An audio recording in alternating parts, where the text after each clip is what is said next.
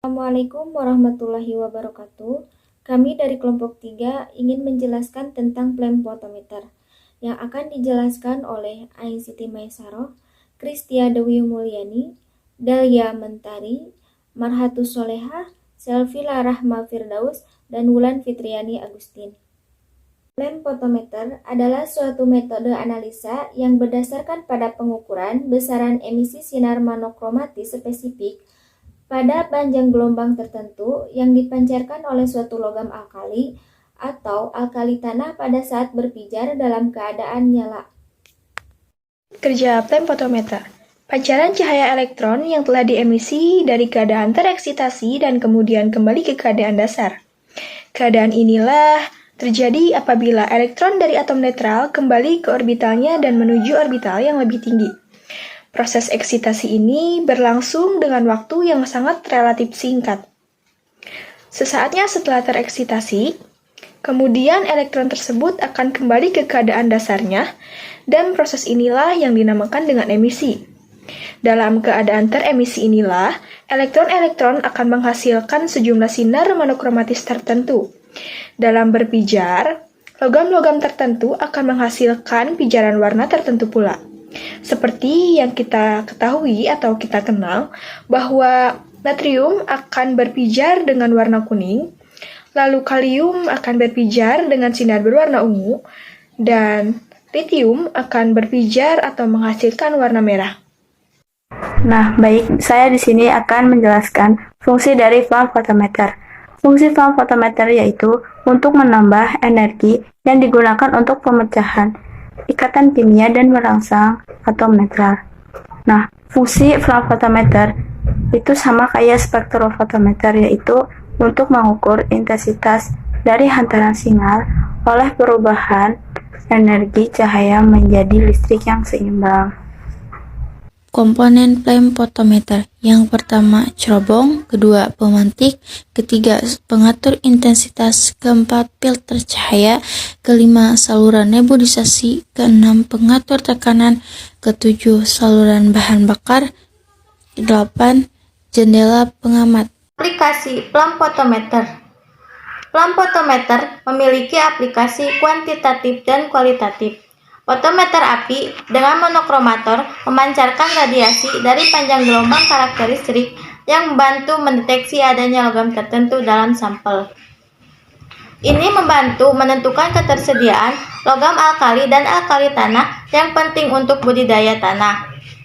Di bidang pertanian, kebutuhan pupuk tanah dianalisis dengan analisis uji nyala tanah. Di bidang klinis, ion Na+ dan K+ dalam cairan tubuh, otot, dan jantung dapat ditentukan dengan menipiskan serum darah dan aspirasi ke dalam api.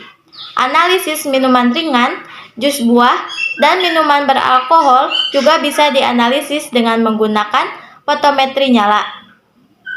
Dalam bidang ekonologi digunakan untuk mendeteksi kadar-kadar logam yang rendah, ppb, dan analisis pendahuluannya tidak rumit. Selanjutnya adalah cara kerja dari alat flame photometer.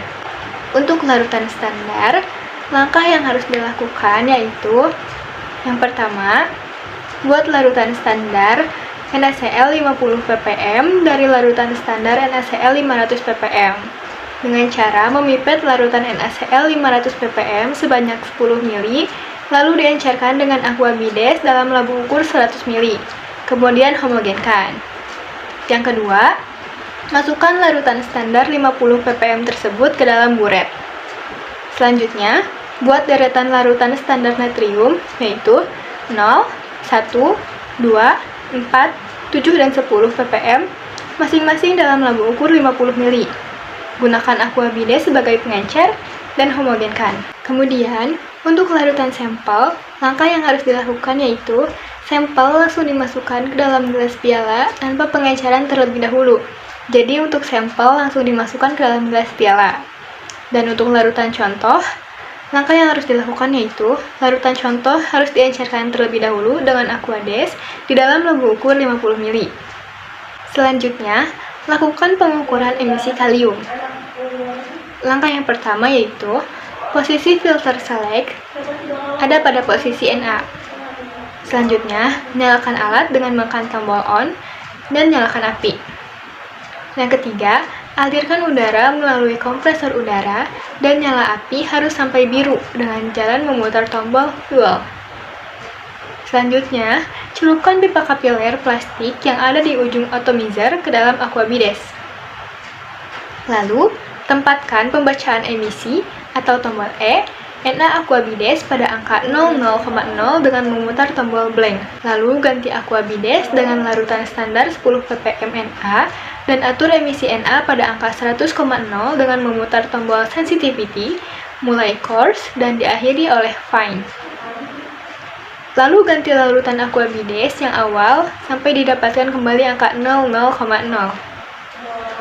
Kemudian, celupkan pipa kapiler tersebut ke dalam deretan larutan standar Na mulai dari 0, 1, 2, 4, 7, dan 10 ppm. Catat emisi Na masing-masing. Kemudian, ukur juga emisi larutan contoh dan emisi larutan sampel. Yang terakhir, buat grafik standar Na dan tentukan konsentrasi natrium larutan contoh dan sampel. Selanjutnya, cara perawatan alat flame photometer. Yang pertama, setiap sesudah digunakan dibilas dengan aquades serta dihindari dari pelarut yang bersifat korosif. Yang kedua, lampu halogen dimatikan setiap setelah digunakan.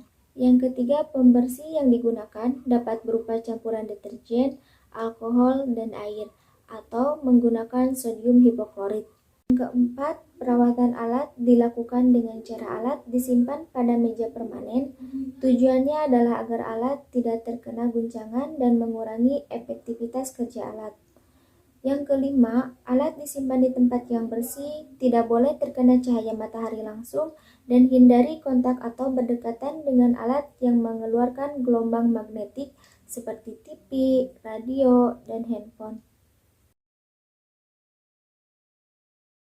Sekian penjelasan dari kami, mudah-mudahan ada manfaatnya. Wabillahi taufiq wal hidayah. Wassalamualaikum warahmatullahi wabarakatuh.